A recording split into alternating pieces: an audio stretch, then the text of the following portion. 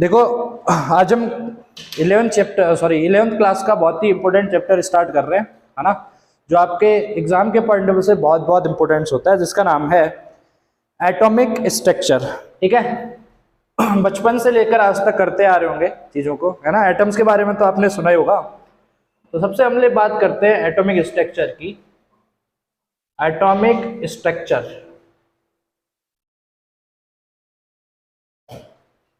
ये है आपका एटॉमिक स्ट्रक्चर चैप्टर। ये 11th क्लास का सेकंड चैप्टर होता है केमिस्ट्री। तो सबसे पहले एटॉमिक स्ट्रक्चर को समझने से पहले हम समझते हैं एटम्स को, है ना। तो जब तक आप एटम को नहीं समझ सकते तब तक आप एटॉमिक स्ट्रक्चर को भी नहीं समझ सकते। ठीक है, तो एटम क्या होता है जानती हैं। दुनिया की कोई भी चीज बनी होती है ना, चाहे कोई भी मटेरियल हो, है ना, वो स्मॉलेस्ट पार्टिकल से मिलकर बना होता है। वो सब स्मॉलेस्ट पार्टिकल्स क्या होते हैं, आपके पास एटम होते हैं। ठीक है, अगर मैं इसको डिफाइन करने चलूं, क्या होता है एटम्स, क्या बोलोगे? Atom is smallest unit. Atom क्या होगा? Atom is smallest unit, smallest unit of material. कोई भी मटेरियल हो उसकी स्मॉलेस्ट यूनिट है। ठीक है, मटेरियल, ये तो आपको पता है। ठीक है, लेकिन इसके बारे में, एटम के बारे में एक दूसरा चीज मैं आपको बता रहा हूं। एटम का कभी भी इंडिपेंडेंट एग्जिस्टेंस नहीं होता। मतलब कभी भी आप एटम को अकेला नहीं देखोगे, किसी दूसरे एटम के साथ कंबाइन होके वो मॉलिक्यूलर फॉर्म में रहना पसंद करते हैं। एटम का इंडिपेंडेंट एग्जिस्टेंस कभी भी नहीं होता। क्या आपने ऐसा देखा क्या? कई बार सिंगल एच, ये क्या एक एटम है, ये क्या करेगा? अगर ये एटम है तो इसका इंडिपेंडेंट एग्जिस्टेंस है नहीं, ये क्या करेगा? किसी दूसरे एटम से कंबाइन होके मॉलिक्यूलर फॉर्म में रहना पसंद करता है। एटम्स के ग्रुप्स को हम क्या बोलते हैं? मॉलिक्यूल्स बोलते हैं। अगर ये एटम है तो ये अकेला तो रहेगा नहीं, क्योंकि क्या होते हैं, atom are very high reactive. क्यों रिएक्टिव होते हो तो धीरे धीरे चैप्टर में समझेंगे। अकेला इंडिपेंडेंस नहीं है क्योंकि ये हाई रिएक्टिव है। मतलब एटम्स क्या होता है, किसी दूसरे एटम से जुड़ना पसंद करता है। अगर ये दूसरे से जुड़ेगा, मान लो हाइड्रोजन को मैं हाइड्रोजन एटम से ही जोड़ रहा हूं, तो कंबाइन होके क्या बना देगा? H2 बना देगा। जरूरी नहीं एटम सेम एटम से जुड़कर मॉलिक्यूल्स बनाए। एटम किसी अनदर एटम से कंबाइन होकर भी मॉलिक्यूल्स बना सकता है। जैसे ये आपके पास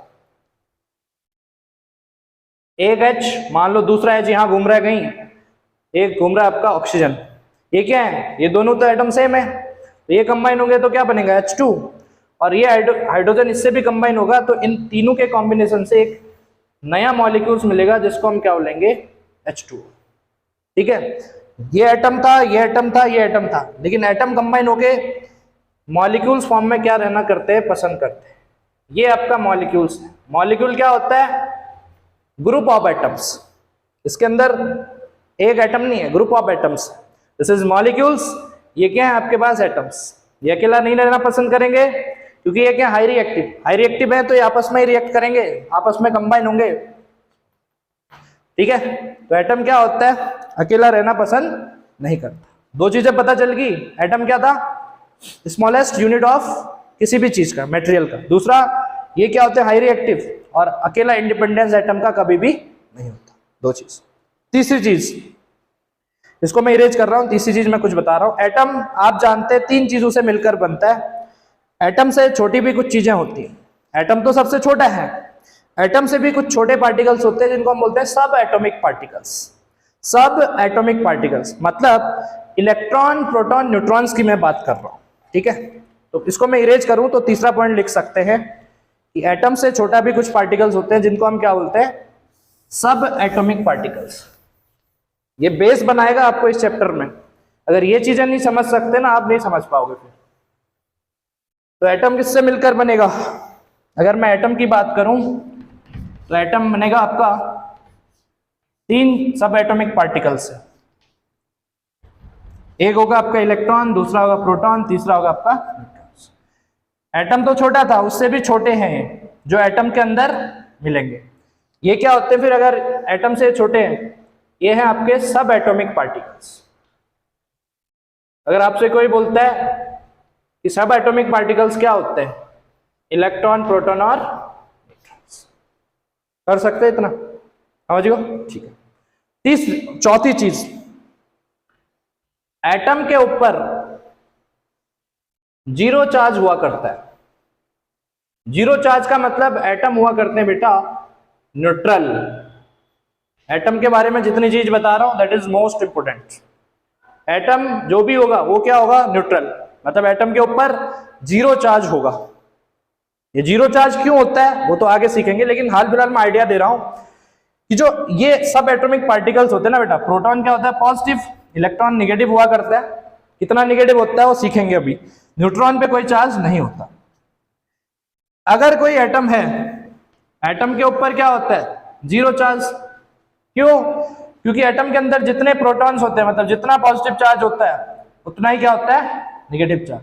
इस रीजन की वजह से एटम क्या हुआ करता है आपके पास, न्यूट्रल हुआ करता है। रीजन आपको आना चाहिए एटम न्यूट्रल क्यों होता है, एटम के ऊपर जीरो चार्ज क्यों होता है। क्यों? कि जितना पॉजिटिव चार्ज, मतलब जितना प्रोटॉन है एटम्स के अंदर उतने ही नंबर में क्या होते हैं, इलेक्ट्रॉन्स। मान लो 10 पॉजिटिव चार्ज है, मतलब अगर एटम्स के अंदर 10 प्रोटॉन्स है, 10 प्रोटॉन का मतलब 10 पॉजिटिव चार्ज है, तो 10 ही क्या होगा, इलेक्ट्रॉन्स। 10 ही क्या होंगे, 10 पॉजिटिव चार्ज मतलब 10 प्रोटॉन, तो 10 क्या होंगे आपके इलेक्ट्रॉन। हेंस मैथ तो आपको आती है, 10 प्लस में से 10 माइनस करोगे तो कितना आएगा, जीरो। तो एटम के ऊपर चार्ज क्या होता है, जीरो। इतनी चीज समझ गए एटम्स के बारे में। कुछ चीज लिख लो फिर आगे डिस्कस कर। हेडिंग लेसन का नाम डालो atomic structure. Atomic structure, atomic structure, उसके अंदर हेडिंग डालना एटम। एटम लिखो, atom is the smallest particle of matter. Atom is the smallest particle of matter. Atom is the smallest particle of matter. लिख लिया? समझ में आ रहा है? एटम क्या होता है, स्मॉलेस्ट पार्टिकल ऑफ मैटर। कुछ रिएक्ट तो दो, पता चल गया ना। दूसरा पॉइंट लिखो, atom have no independent existence. Atom have no independent existence. एक एटम का अकेला इंडिपेंडेंट एग्जिस्टेंस नहीं होता, वो कंबाइन फॉर्म में रहना पसंद करता है, मॉलिक्यूल बना देगा कंबाइन होके, समझ रहे हो ना। Atom have no independent existence. तीसरा पॉइंट लिखो, एटम इज न्यूट्रल बिकॉज, लिखो atom is neutral because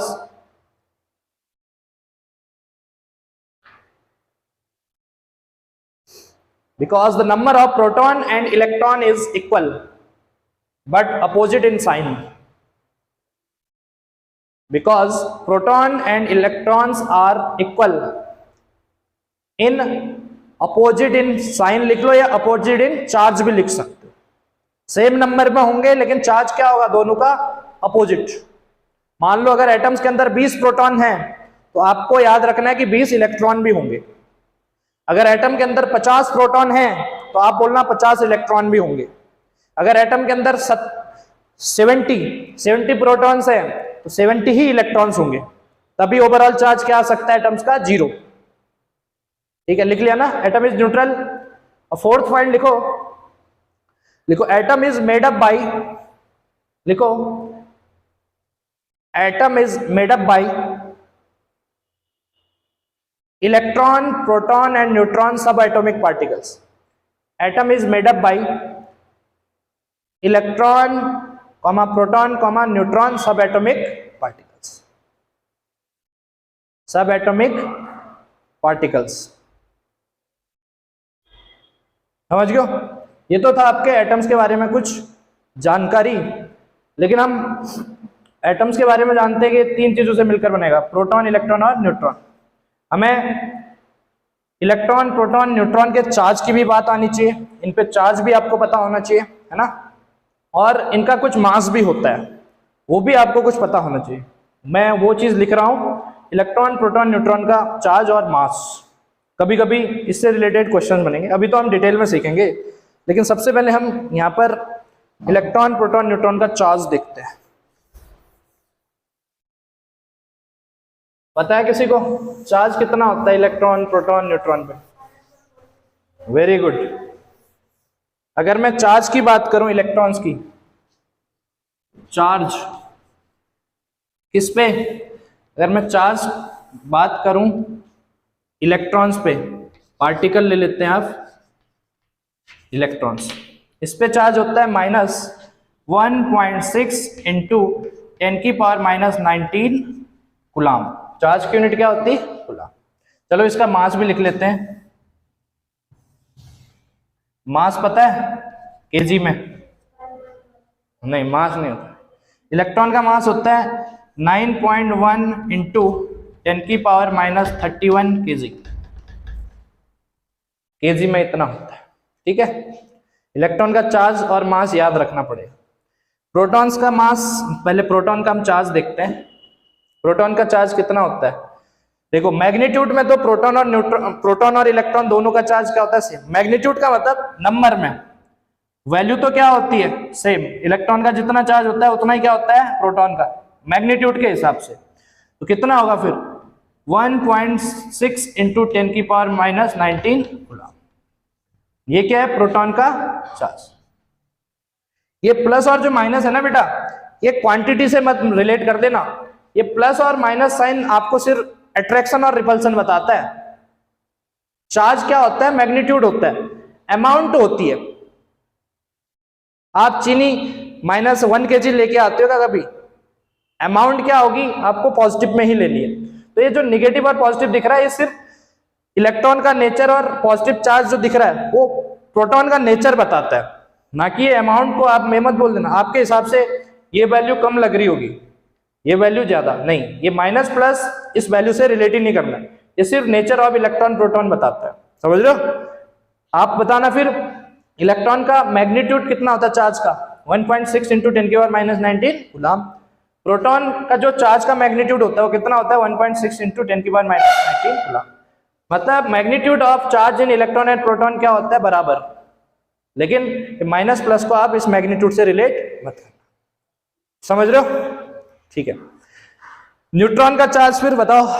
neutron नाम से पता चल रहा है न्यूट्रल होगा। 1.67 इंटू 10⁻⁻27 kg होता है।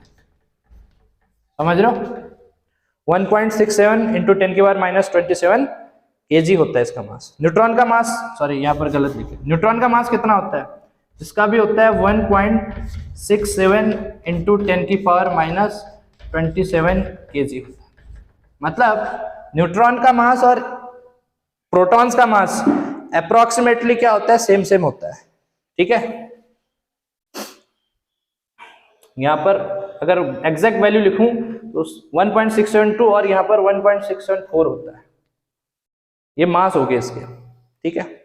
तो चार्ज कितना है इलेक्ट्रॉन्स पे आपको पता है ना, प्रोटॉन्स पे भी है, न्यूट्रॉन पे भी पता है, मास भी आपको पता चल गया है ना। कर लोगे इतना?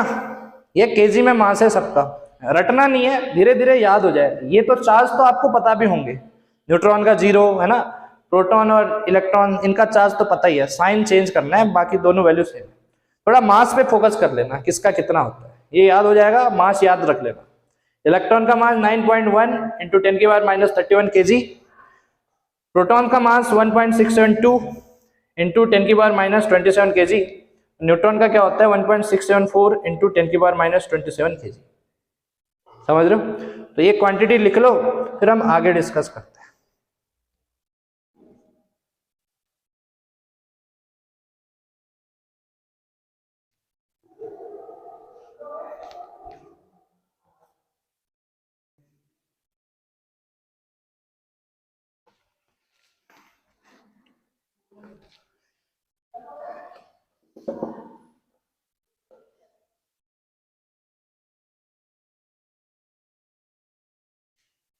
कर लोगे? चलो, ये तो था charge and mass of electron proton and neutrons. Charge mass के बाद हम सीखते हैं, हेडिंग डालो डिस्कवरी ऑफ इलेक्ट्रॉन्स। अब हम इस इलेक्ट्रॉन की डिस्कवरी कैसे हुई उसको डिस्कस करते हैं।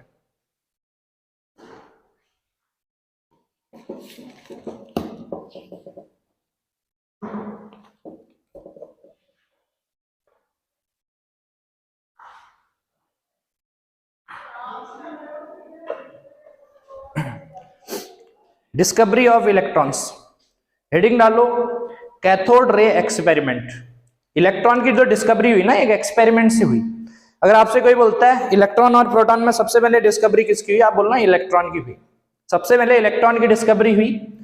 जैसे इलेक्ट्रॉन खोजा गया, उसके बाद साइंटिस्टों ने सोचा, क्योंकि आप जानते हैं एटम क्या होता है, एटम के ऊपर क्या होता है, जीरो चार्ज, समझ रहे हो ना। अगर एटम के ऊपर जीरो चार्ज है तो इलेक्ट्रॉन फाइंड आउट किया गया, सपोज मतलब नेगेटिव चार्ज फाइंड आउट किया गया, तो ओवरऑल चार्ज जीरो है एटम के ऊपर, नेगेटिव चार्ज आपने ढूंढ लिया। अब बताओ वो ओवरऑल चार्ज जीरो क्यों आ रहा होगा, क्योंकि जितना नेगेटिव होगा उसके अंदर कुछ ना कुछ पॉजिटिव भी होगा। तभी प्रोटॉन की डिस्कवरी की और भी क्या करा, स्टेप बढ़ाया साइंटिस्टों ने। इलेक्ट्रॉन ढूंढा, इलेक्ट्रॉन पे माइनस चार्ज था, लेकिन साइंटिस्टों को पता था कि ओवरऑल चार्ज क्या एटम का, जीरो। अगर एटम के अंदर सिर्फ इलेक्ट्रॉन ही होता, मतलब नेगेटिव चार्ज ही होता, तो एटम के ऊपर जीरो चार्ज आता, मतलब एटम न्यूट्रल होता, सॉरी नेगेटिव चार्ज आता। अगर इलेक्ट्रॉन ही अगर एटम के अंदर है, मतलब नेगेटिव चार्ज है, तो एटम के ऊपर भी टोटल कितना चार्ज होना चाहिए, नेगेटिव, समझ रहे हो।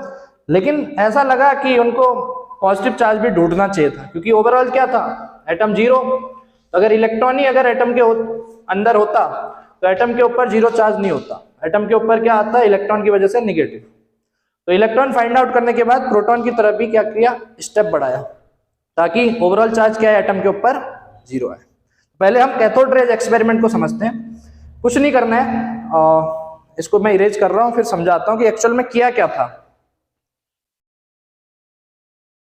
कैथोड रेज एक्सपेरिमेंट में होता क्या है, मैं एक सेटअप बना दे रहा हूं, उसको समझा दूंगा, आप खुद भी लिख सकते हो उसको।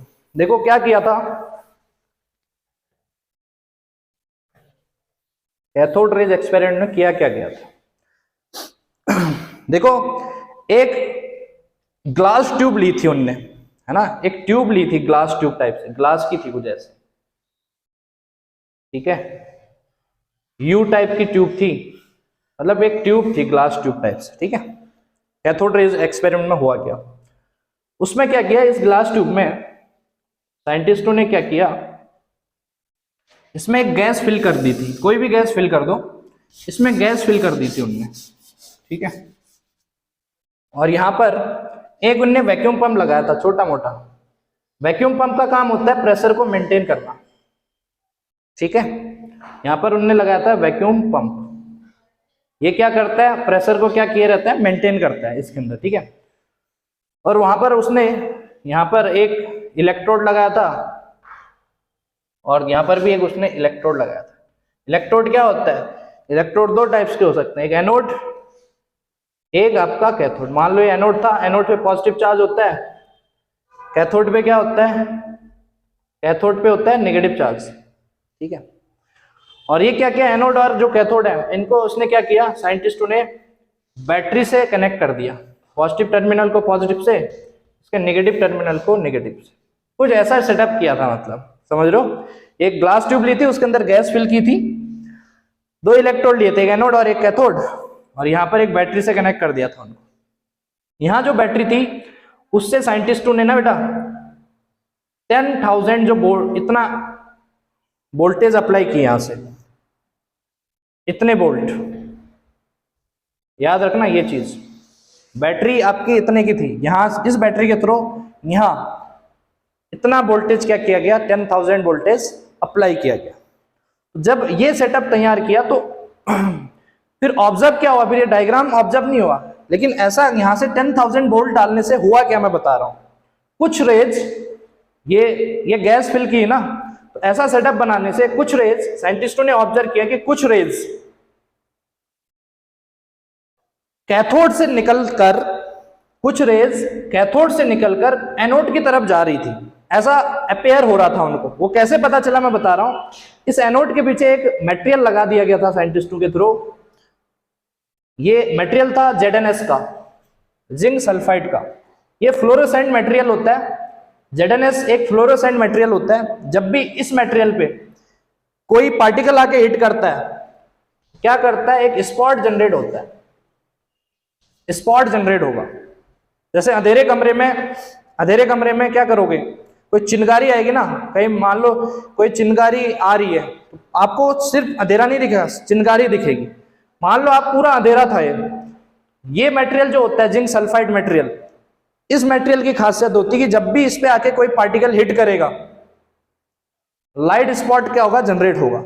तो ऐसे ही तभी पता चला है। तो जैसे यहां से 10,000 वोल्ट अप्लाई किया इस सेटअप में, कुछ पार्टिकल्स कैथोड रे एक्सपेरिमेंट में, कुछ पार्टिकल्स कैथोड से इधर की ओर जा रहे थे। कैसे पता चला इधर ही जा रहे थे, मतलब यहां से जो पार्टिकल निकल के जा रहे होंगे, यहां पर हिट कर रहा होगा, लाइट स्पॉट यहां से यहां नहीं आ रहे थे, क्योंकि मान लो यहां पर भी मैं यही मटेरियल लगा दूंगा, ये वाला, यहां पर कोई भी स्पॉट नहीं आ रहा था, स्पॉट आ रहा था एनोड के पीछे। इससे क्या पता चला कि कुछ पार्टिकल यहां से निकलकर इधर की तरफ जा रहे थे। एक्चुअल में जो पार्टिकल कैथोड से एनोड की तरफ जा रहे थे, उन्हीं पार्टिकलों को उसने बोला कैथोड रेज, और बाद में कैथोड रेज को बदलकर उसका नाम रखा गया नेगाट्रॉन, और नेगाट्रॉन का नाम बाद में बदल के इलेक्ट्रॉन रख दिया गया। ये चीज कैथोड से एनोड की तरफ जा रहे थे, पहला चीज। जैसे यहां 10,000 वोल्ट दी, कुछ पार्टिकल कैथोड से एनोड की तरफ जा रहे थे, पहली चीज। दूसरा, जो कैथोड से एनोड की तरफ पार्टिकल जा रहे थे, है ना, उन पे कौन सा चार्ज होता है, नेगेटिव। नेगेटिव चार्ज होने की वजह से उन कैथोड रेज को हमने क्या बोला गया, नेगाट्रॉन। नेगाट्रॉन मतलब नेगेटिव जैसा ही तो लग रहा है, और इसी नेगाट्रॉन का नाम बदलकर बाद में इलेक्ट्रॉन रख दिया गया। मतलब कैथोड रेज हैं क्या एक्चुअल में, इलेक्ट्रॉन ही है, कुछ नहीं किया। समझ गए ना ये सेटअप। यहां से ये किया 10,000 वोल्ट, यहां से कुछ पार्टिकल्स निकलकर या कुछ रेज निकलकर एनोड की तरफ जा रही थी, कैथोड से निकलते हुए कुछ रेज दिख रही थी, इसीलिए उन पार्टिकल्स का क्या नाम रखा गया, कैथोड रेज। और ये पार्टिकल एनोड की तरफ ही क्यों गए, क्योंकि आप जानते हैं कि कैथोड रेज पे कौन सा साइन होता है, नेगेटिव, और नेगेटिव जाएगा किसके तरफ, अपोजिट साइन की ओर। तो कैथोड रेज पे नेगेटिव साइन होता है, तो नेगेटिव साइन होने की वजह से वो पॉजिटिव साइन की तरफ जाएगी। हमेशा एनोड की तरफ ही क्या करेंगी, कैथोड रेज ट्रेवल करेंगे। इतना ही था इसके अंदर, ठीक है। कुछ चीज लिख लो, कुछ इस टाइप का सेटअप बना पाएगा तो अच्छे से बना लो, बुक में भी दिया होगा, अच्छे से दिया है उसमें ना। ये है आपका कुछ, ये वाला, ये है ना कैथोड रेज एक्सपेरिमेंट। हाँ, यही किया है। यहाँ से हाई वोल्टेज मतलब 10,000 वोल्ट दिया जाता है, तो वैक्यूम पंप लगाया जाता है, वो मैंने कॉर्नर पे ऐसा बना दिया, और ये ग्लास ट्यूब ली थी, बस सेटअप तो पता चल गया ना। फिर मैं इसमें कुछ चीज सेटअप ऐसा बनाओ, फिर मैं 4-5 पॉइंट लिखाऊंगा, वही याद रखने।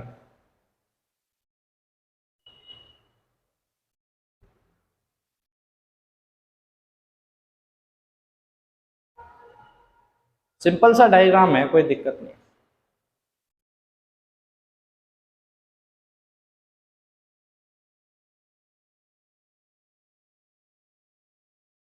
समझ में आए, ये वाला करो, उसको डायग्राम बनाओ, कुछ चीज लिखाऊंगा, फिर समझ में अच्छे से आए।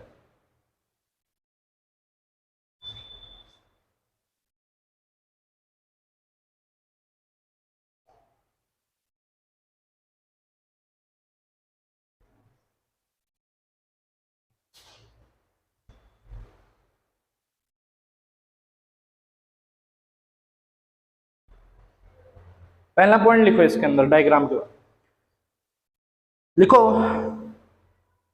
Cathode rays have negative charge. Cathode rays have negative charge. Cathode rays पे क्या होता है, नेगेटिव चार्ज। अगर आप जानते हैं कैथोड रेज अगर नेगेटिव चार्ज है तो पॉजिटिव टर्मिनल की ओर जाएगा, और आप जानते हैं पॉजिटिव कौन होता है, कौन सा इलेक्ट्रोड पॉजिटिव होता है, एनोड। तो अगर दूसरा पॉइंट आप खुद ही लिख सकते हो, ये कहां से कहां की ओर मूव करते हैं, cathode to anode.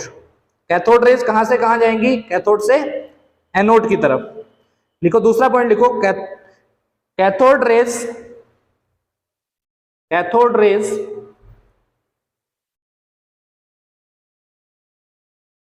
Travels cathode to anode, cathode to anode. अगला पॉइंट,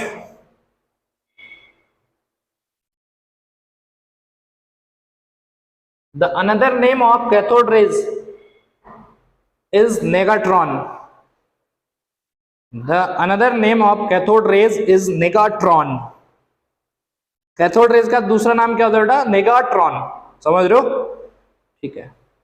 अब नेगाट्रॉन का नाम बाद में बदल के इलेक्ट्रॉन रख दिया गया, कोई दिक्कत नहीं। आपसे कोई कैथोड रे बोले, कोई इलेक्ट्रॉन बोले, चाहे कोई नेगाट्रॉन बोले, तीनों का मतलब इलेक्ट्रॉन ही होता है। इसका मतलब समझ गए? ठीक है, चलो अगला point, the speed of cathode rays 3 × 10⁸ metre per second. The speed of cathode rays 3 × 10⁸ metre per second. मतलब जो भी कैथोड रेज होती है वो लाइट की स्पीड से हमेशा ट्रेवल करती है। लाइट की स्पीड कितनी होती है? हाँ, 3 × 10⁸ मीटर पर सेकेंड। बस ये चीज। कैथोड रेज वाला कर लिया। अगर कैथोड रेज का पता चल गया तो हम दूसरा एक्सपेरिमेंट करते हैं, एनोड रेज एक्सपेरिमेंट, है ना। अब यही सेटअप उल्टा होगा। अब ये जो मटेरियल है ना, ये वाला, उसको इस साइड लगाएंगे ZNS को।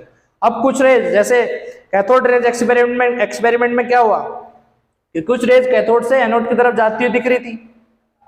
जो आपका एनोड रेज एक्सपेरिमेंट होगा, एनोड रेज एक्सपेरिमेंट मतलब जिससे प्रोटॉन की डिस्कवरी हुई। कैथोड रेज एक्सपेरिमेंट से इलेक्ट्रॉन की डिस्कवरी हुई, और जो एनोड रेज एक्सपेरिमेंट होता है उससे किसकी डिस्कवरी होती है? प्रोटॉन्स की। तो ये वाला मटेरियल इसके पीछे लगा देंगे तो अब होगा क्या, यहां से सेम करंट अप्लाई करेंगे, इतने वोल्ट का क्या करेंगे, बैटरी से वोल्टेज अप्लाई करेंगे। अब कुछ रेज एनोड से निकलकर इसकी तरफ जाते हुए दिख रही होंगी, ठीक है। एनोड से इसकी तरफ जाएगा कौन? देखो, कैथोड होता है नेगेटिव साइन वाला, नेगेटिव की तरफ जाएगा कौन? रेज के ऊपर कौन सा चार्ज होना चाहिए अगर ये नेगेटिव की तरफ टेबल? पॉजिटिव। समझ लो ना। तो एनोड रेज एक्सपेरिमेंट में ये देखा गया कि कुछ रेज एनोड से निकलकर कैथोड की तरफ जा रही है, और कैथोड की तरफ वही पार्टिकल जाएंगे जिनके ऊपर होगा पॉजिटिव चार्ज। क्यों? क्योंकि कैथोड होता है क्या? नेगेटिव। कोई भी अपोजिट की तरफ जाना पसंद करता है, ठीक संगति में नहीं जाता है। जैसे ना कोई ठीक चीज हो रही कि मतलब अच्छे समाज में जाना पसंद नहीं करता, उल्टे में पॉजिटिव वाला जाना पसंद करता है नेगेटिव वाले के साथ, नेगेटिव वाला चाहता है पॉजिटिव। तो वही यहां हो रहा है। तो एनोड रेज में क्या होता है फिर? Positive charge. इसीलिए वो पॉजिटिव चार्ज होने की वजह से कहां की ओर ट्रेवल कर रही है? नेगेटिव चार्ज इलेक्ट्रोड की तरफ। तो सेटअप तो दिया है, वो बना लो, फिर मैं जितनी चीज लिखवाऊंगा वो आपको आना चाहिए।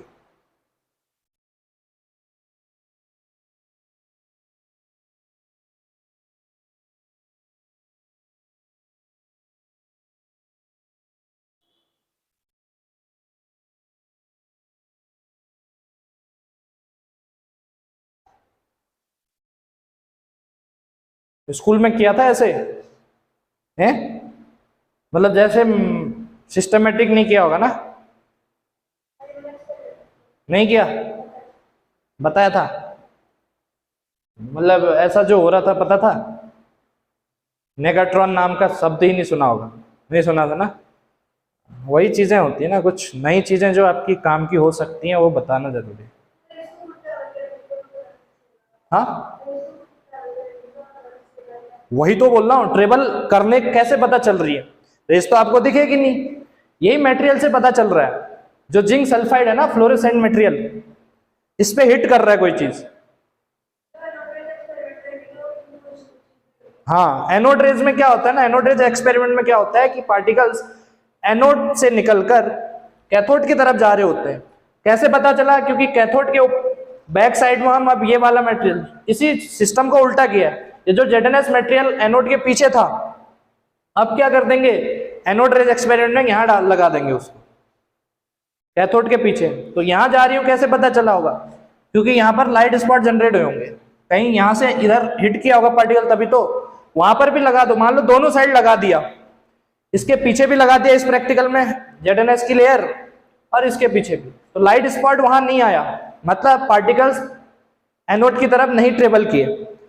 जब भी एनोड रे एक्सपेरिमेंट करते हैं तो जो लाइट स्पॉट जनरेट होता है यहाँ के ZnS में होता है, मतलब यहाँ के कब होगा, इधर से इस पे हिट कर रहा होगा तब, मतलब एनोड से इधर की तरफ आया होगा पार्टिकल्स।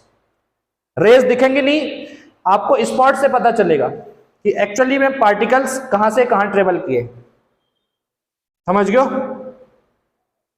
अगर ये नहीं लगाएंगे तो ये लगाना जरूरी है इस एक्सपेरिमेंट में, क्योंकि प्रैक्टिकली दिखेंगे थोड़ी, ग्लास ट्यूब के अंदर जो प्रैक्टिकल करेंगे वहां दिखेंगे नहीं रेज, यही बताएगा कहां से कहां जा रही है, समझ रहे हो। और कुछ इतना कर सकते हो, ठीक है। सेटअप तो बना दिया होगा ना एनोड रेज वाले का।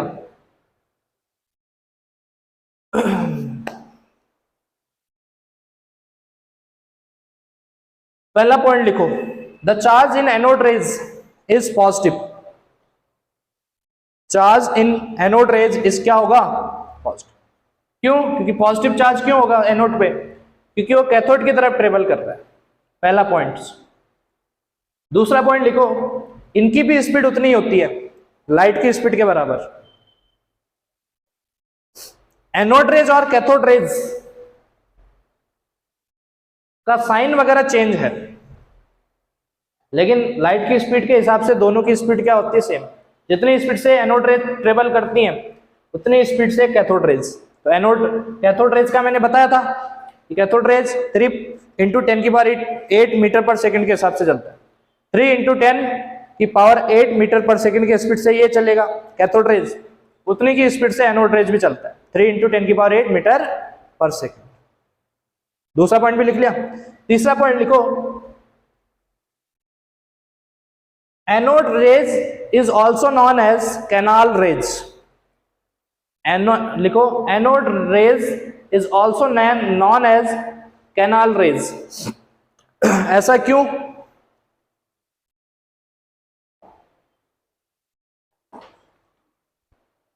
एनोड रेज को आप कैनाल रेज क्यों बोलते हो, इसलिए बोलते हो ना बेटा। चलो मैं इसको थोड़ा सा साफ कर दे रहा हूं तब पता चलेगा आपको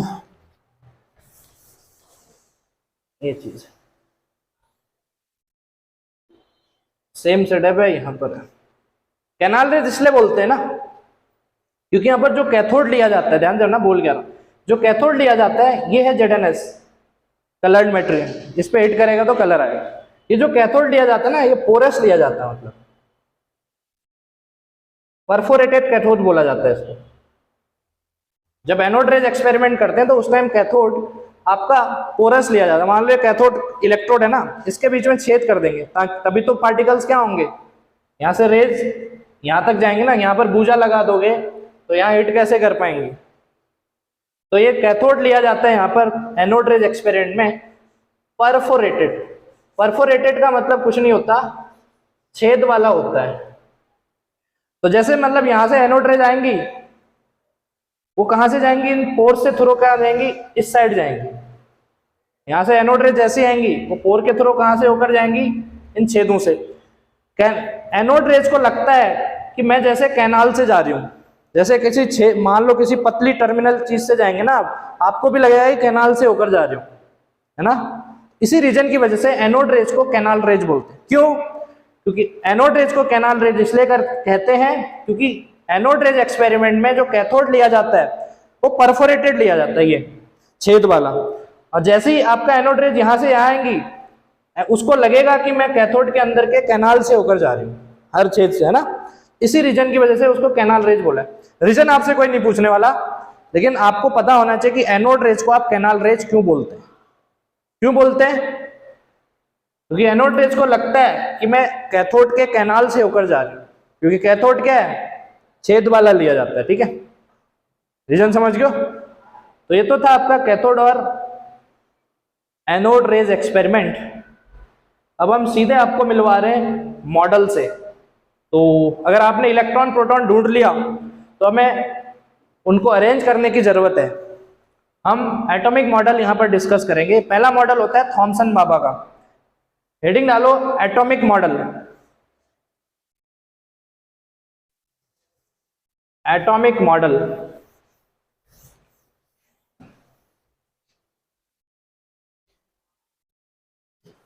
एटॉमिक मॉडल, पहला मॉडल, सबसे पहले एटम का मॉडल जो दिया था, मॉडल का मतलब समझ रहे हो, आपने इलेक्ट्रॉन भी ढूंढ लिया, प्रोटॉन भी ढूंढ लिया, अब लेकिन वो है कहां पर एटम के अंदर ये पता नहीं है। तो हर साइंटिस्ट ने अपने अपने मॉडल दिए। किसी ने बोला एटम स्फेरिकल होता है, किसी ने बोला, अलग अलग मॉडल्स दिए। तो सबसे पहले हम मॉडल देखते हैं। थॉमसन मॉडल सुना होगा आपने, आता भी होगा आपको, थॉमसन एटॉमिक मॉडल, पता है किसी को? इस मॉडल ने आपको क्या बताया? Very good. जितनी चीज मैं बोलूं उसको पॉइंट वाइज समझो, सही बोल रहे हो आप। थॉमसन ने बोला, सबसे पहली चीज बोली, एटम इज स्फेरिकल। स्फेरिकल, उसने बोला एटम क्या होगा आपका? स्फेरिकल होगा। फर्स्ट थिंग एक बोली। दूसरा, एटम होता है, बोला एटम इज न्यूट्रल। एटम ने, उसने बोला एटम क्या होगा? न्यूट्रल। एटम पे कोई भी चार्ज नहीं होगा, ठीक है। तीसरी चीज, अगर एटम न्यूट्रल है तो जितना पॉजिटिव चार्ज होगा उसके अंदर उतना ही क्या होगा? Negative charge. मतलब तीसरी चीज बहुत काम की है। थॉमसन ने बोला कि जो ये स्फीयर है आपका, उस पूरे स्फीयर पे उसने बोला पॉजिटिव चार्ज क्या है? बोला फैला हुआ है। पूरे स्फीयर पे पूरा क्या होता है? पॉजिटिव चार्ज क्या होता है? बोला फैला हुआ है। मतलब तरबूज मॉडल भी बोलते हैं इसको, क्योंकि आप जानते हैं कि पूरे तरबूज में ज्यादा पार्ट्स कौन सा होता है? रेड वाला पार्ट। देखा होगा, तरबूज काटा होगा तो मैक्सिमम क्या होता है? रेड पार्ट होता है। पॉजिटिव चार्ज का मतलब इस पूरे स्फीयर पे उसने बोला पॉजिटिव चार्ज क्या होता है? फैला रहता है। जैसे तरबूज का रेड पार्ट पूरे तरबूज पे फैला रहता है, वैसे ही पॉजिटिव चार्ज फैला रहता है। पॉजिटिव चार्ज मतलब प्रोटॉन। अब तरबूज के अंदर बीज भी होते हैं। पॉजिटिव चार्ज तो मतलब तरबूज का रेड पार्ट से आप इमेजिन कर सकते हो, ठीक है। दूसरा, भाई एटम न्यूट्रल है तो उसके अंदर पॉजिटिव चार्ज के साथ साथ उतनी अमाउंट में क्या होना चाहिए? This is electron. पॉजिटिव का मतलब प्रोटॉन्स। अगर पॉजिटिव चार्ज पूरे में है तो उसने बोला कि जो इलेक्ट्रॉन होता है, मतलब नेगेटिव चार्ज, वो बीच बीच में धसा रहता है। बोला जैसे तरबूज के अंदर जो सीड्स धसे रहते हैं ना, वो बोला था उसने। इसके बीच बीच में कहीं ना कहीं क्या होंगे? Negative charge. मतलब कहीं ना कहीं क्या, जितना पॉजिटिव लिखा है उतने ही आपके नेगेटिव भी लिखने पड़ेंगे, तभी तो ओवरऑल 0 होगा। आप लिख रहे हो 100 पॉजिटिव इसके अंदर और नेगेटिव लिख रहे हो 85, तो ओवरऑल कितना आएगा? पॉजिटिव 50 आएगा। नहीं समझ रहे हो? तो वही चीज है। तो बीच बीच में क्या फंसे रहते हैं? बोला इलेक्ट्रॉन, और पूरे स्फीयर पे क्या होता है? Positive charge. ये था थॉमसन मॉडल। लेकिन इसका फेल होने का रीजन क्या है? क्योंकि इसका मॉडल इसलिए फेल हुआ क्योंकि ये एटम की स्टेबिलिटी को नहीं शो कर रहा था। क्यों नहीं शो कर रहा था? क्योंकि एक ही थैले में, ध्यान दो ना, स्टेबिलिटी शो करने का मतलब क्या है? सेम चार्ज आप जानते हैं रिपेल करते हैं एक दूसरे को। सेम चार्ज क्या करते हैं? रिपेल करते हैं। एक थैले में मान लो पॉजिटिव चार्ज भर दिया आपने, सेम चार्ज है, सेम चार्ज रिपल्सन होगा तो थैला फट जाएगा। यहां पर भी कुछ ऐसा ही होगा। इसके अंदर सेम टाइप के चार्ज बहुत ज्यादा होने की वजह से सेम चार्जों में क्या होता है? Maximum repulsion. अब जब रिपल्सन होगा तो ये स्फीयर क्या हो जाएगा? फट जाएगा। अगर स्फीयर फट जाएगा तो एटम क्या हो जाएगा? अनस्टेबल। आप जानते हैं ना एटम नेचर में एग्जिस्ट करता है। अगर ऐसा ही होने लगे, पॉजिटिव और नेगेटिव एक ही के अंदर डाल दें, एटम के अंदर पूरा भर दें, तो एटम स्टेबल ही नहीं करेगा। एटम नाम की चीज ही नहीं रहेगी दुनिया में। अगर एटम नाम की चीज दुनिया में नहीं रहेगी तो कोई मटेरियल भी नहीं बन सकता। इतने तक ठीक बोला उसने जो जी अभी मैंने, लेकिन ये स्टेबिलिटी को एटम की नहीं समझा पाया। क्यों नहीं समझा पाया? क्योंकि सेम सेम चार्ज रिपल्सन होने की वजह से एटम क्या हो जाएगा, ब्लास्ट। ब्लास्ट होगा तो एटम खत्म, एटम खत्म तो सब खत्म। समझ रहे हो? तो थॉमसन एटॉमिक मॉडल के पॉइंट लिख लो। पहला लिखो, हेडिंग डालो थॉमसन एटॉमिक मॉडल। उसका पहला पॉइंट लिखो, atom is spherical. Atom is spherical. समझ में आ रहा है या खाली हवा में जा रहा है? आया ना? तेरे को खाली यहां कर देती है। आ गया ना? Atom is spherical. दूसरा point, atom is neutral. Atom is neutral. तीसरा,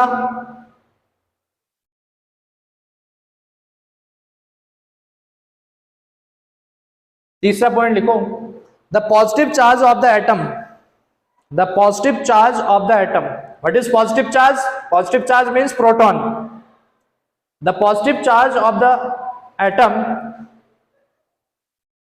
is spread, spread, is spread throughout the sphere, throughout the sphere. The positive charge of the atom is spread, spread, spread throughout the sphere. पूरे sphere में positive charge फैला रहता है, but negative charge embedded in it. Negative charge embedded in it. ये statement बहुत अच्छा statement है। Through out the spare क्या होगा, पॉजिटिव चार्ज स्प्रेड होगा, और जो नेगेटिव चार्ज होगा बीच बीच में एम्बिडेडेड रहेगा, धसा रहेगा। समझ लो? ड्रॉबैक लिख लो। ड्रॉबैक तो जानती हैं, ये एटम की स्टेबिलिटी को नहीं समझा पाया। मॉडल देने का क्या फायदा होगा फिर? मॉडल तो तभी दिया जाता है ना जब वो एग्जिस्ट करे, उसका कोई फायदा हो। ये चीजें ही फायदेमंद हुई उसकी। स्टेबिलिटी नाम की कोई चीज थॉमसन ने नहीं सिखाई। ड्रॉबैक लिखो,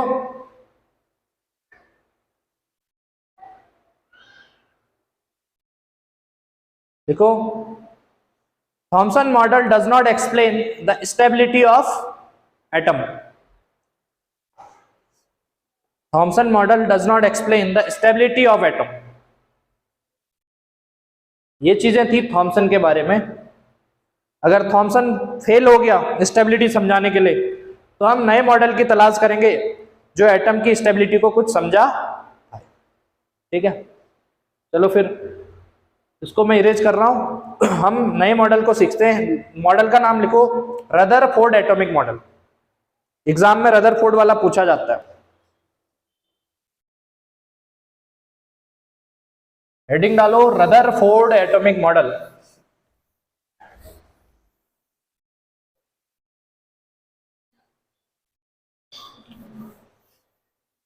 रदरफोर्ड एटॉमिक मॉडल की जरूरत क्यों पड़ी? क्योंकि थॉमसन ने स्टेबिलिटी नहीं समझा। या ऐसा कह सकते हो, या ऐसा कह सकते हो कि जो थॉमसन ने बोला ये थ्योरेटिकली था। ध्यान दो ना बोल क्या रहा हूं। ये मॉडल दिख रहा है ना, स्फेरिकल होता है, ऐसा हुआ होगा, ये इमेजिन किया था उसने। That is not practically experiment. ये प्रैक्टिकली नहीं था। और जो चीज प्रैक्टिकली नहीं होती ना बेटा, वो नेचर में मतलब एग्जिस्ट ज्यादा नहीं करती। आप थ्योरेटिकली कुछ बोलो और मैं प्रैक्टिकली कुछ चीज बोलूं, मेरी चीज ज्यादा मानी जाएगी कंपेयर टू आपकी। तो Thompson model is not a practical model. सिर्फ आपने जैसे आप भी सोच सकते थे कि ऐसा होता होगा, तरबूज का जैसा एटम होता होगा, अंदर सीड धसे रहते हो, सोचा था उसने, सिर्फ वैसा ही लिख दिया, ये स्टेबल नहीं किया। लेकिन जो आपका रदरफोर्ड मॉडल है वो आपका प्रैक्टिकली मॉडल है, उसको फेल करना बहुत टफ पड़ेगा। ये फेल हो गया क्योंकि प्रैक्टिकली नहीं था ये। लेकिन जो रदरफोर्ड मॉडल है, रदरफोर्ड मॉडल, ये प्रैक्टिकली मॉडल है, प्रैक्टिकली। ठीक है, इसको फेल करना टफ पड़ेगा। मतलब रदरफोर्ड ने प्रैक्टिकल क्यों किया, सबसे पहले इसको देखो। थॉमसन ने बोल दिया था कि पूरे स्फीयर पे क्या होगा, पॉजिटिव चार्ज। रदरफोर्ड के दिमाग में सनकी, उसने बोला मैं प्रैक्टिकल करके चेक करता हूं। तूने तो बोल दिया कि पूरे स्फीयर पे क्या है, पॉजिटिव चार्ज है। रदरफोर्ड ने बोला थॉमसन से कि मैं प्रैक्टिकल करके चेक करता हूं कि तू सही बोल रहा है या गलत बोल रहा है। तभी रदरफोर्ड मॉडल है उसकी शुरुआत हुई। अदरवाइज ये बोलता ना एग्जैक्ट बोल रहा है, प्रैक्टिकल करके चलता तो ये शायद नहीं करता प्रैक्टिकल, थ्योरेटिकली बोला था, तो इसने प्रैक्टिकली चेक करने की कोशिश की कि वास्तव में ऐसा होता है नहीं होता। तो देखो इसने प्रैक्टिकल किया, क्या किया इसने, प्रैक्टिकल में कुछ चीजें यूज की जिसको मैं मिटा रहा हूं। एक्चुअली रदरफोर्ड ने क्या किया, इसने क्या किया, एक तो ली इसने गोल्ड फॉइल। क्यों ली उसको डिफाइन करेंगे। एक ली गोल्ड फॉइल रदरफोर्ड ने, गोल्ड फॉइल। दूसरा इसने यूज किए थे अल्फा पार्टिकल्स। अल्फा पार्टिकल कुछ नहीं होता, हीलियम का न्यूक्लियस होता है। मतलब हीलियम का अगर आप एग्जांपल जानते हैं, हीलियम का एटॉमिक नंबर कितना होता है 2, मास कितना होता है इसका 4। 2 एटॉमिक नंबर है, मतलब 2 इलेक्ट्रॉन्स हैं और 2 प्रोटॉन्स। अगर ये 2 इलेक्ट्रॉन निकाल दोगे हीलियम से, मतलब अगर मैं इसका स्ट्रक्चर बनाऊं तो हीलियम क्या होगा, दो इलेक्ट्रॉन और 2 प्रोटॉन है ना, मतलब 2 प्रोटॉन का मतलब 2 पॉजिटिव है। इलेक्ट्रॉन भी कितने होंगे, 2। अगर आप ये हीलियम का स्ट्रक्चर है, न्यूक्लियस पे कितने प्रोटॉन है, एटॉमिक नंबर 2 है, तो सेंटर न्यूक्लियस में कितने प्रोटॉन्स होंगे, 2। 2 एटॉमिक नंबर मतलब 2 प्रोटॉन, एटॉमिक नंबर 2 तो प्रोटॉन भी कितने होंगे, 2। अगर आप इस फॉर्मूले से, हीलियम के फॉर्मूले से 2 इलेक्ट्रॉन निकाल दे रहे हो, सिर्फ क्या बचेगा, हीलियम का न्यूक्लियस। हीलियम का स्ट्रक्चर यही तो होता है, बीच में न्यूक्लियस में कितना चार्ज होता है। चलो अभी आप सिर्फ एक ही प्लस लग दो, लेकिन ये प्लस कितना होगा, यहाँ पर 2 होगा। जितने प्रोटॉन होते हैं उतना प्लस न्यूक्लियस में रखना पड़ता है, ठीक है। मान लो प्रोटॉन की नंबर 10 होती ना हीलियम के पास, किसी एटम के पास, जितने प्रोटॉन उतना न्यूक्लियस में प्लस लिखना आपको। 10 प्रोटॉन तो 10 प्लस लिख देना है, 20 प्रोटॉन तो न्यूक्लियस में कितना, 20 प्लस। न्यूक्लियस में कौन रहा करता है, प्रोटॉन ही तो रहता है, प्रोटॉन और न्यूट्रॉन, तो प्रोटॉन को आप बीच में लिख देना है यहाँ पर।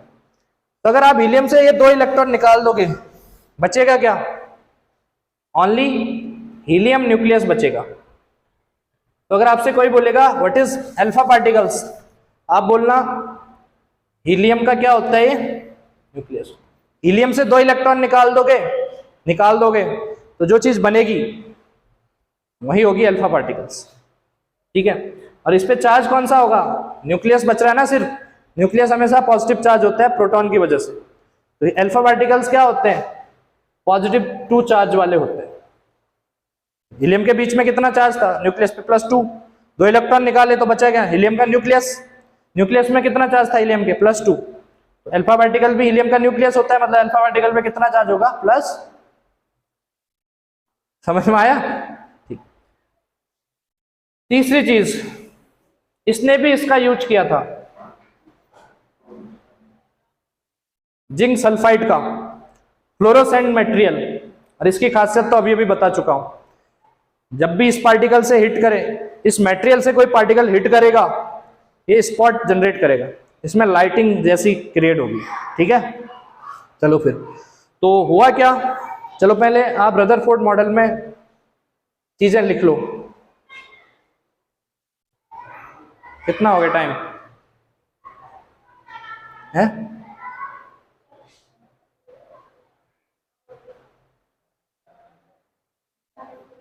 हाँ 5-4। इसको आगे करेंगे, फिर जितना करवाए कर सकते हो, कोई दिक्कत, कोई डाउट तो नहीं है, लिखा हुआ सही है नहीं है, मतलब इजी कंसेप्ट में लिखवाया मैंने, बाकी फालतू नहीं लिखवाया, जितने काम के थे वही है मतलब वो।